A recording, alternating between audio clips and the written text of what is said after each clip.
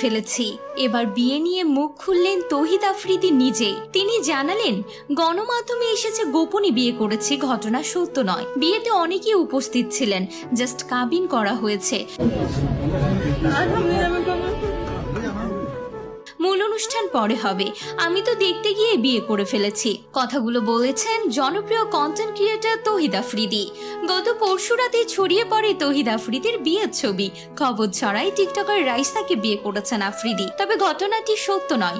আফ্রিদি জানান তার স্ত্রীর বোন মূলত টিকটক করেন। তিনি বলেন দুই বোনের চেহারা অনেকটাই এক, যে কারণে অনেকে বিভ্রান্ত হয়ে রাইসাকে টিকটকার মনে করছেন।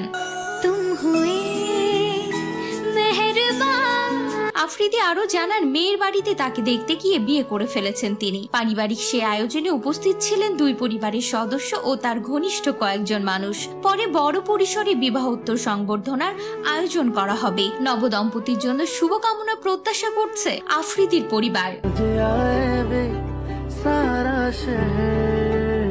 ইতিমধ্যেই তৌহিদ আফ্রিদির বিয়ের নানান ছবি ও ভিডিও ভাইরাল হয়েছে। প্রথমে পরিবারের কাউকে না দেখা গেলেও পরে যে ভিডিও ভাইরাল হয়েছে সেখানে আফ্রিদির পরিবারের সকলকে উপস্থিত থাকতে দেখা গিয়েছে। এছাড়া ছবিতে আফ্রিদির মা বোনকেও দেখা গিয়েছে এবং আফ্রিদি নিশ্চিত করেছেন তার স্ত্রী টিকটকার নন, বরং তার আরেক যমজ বোন টিকটকার, আর তাকেই আফ্রিদির বউ হিসেবে মনে করছেন অনেকেই।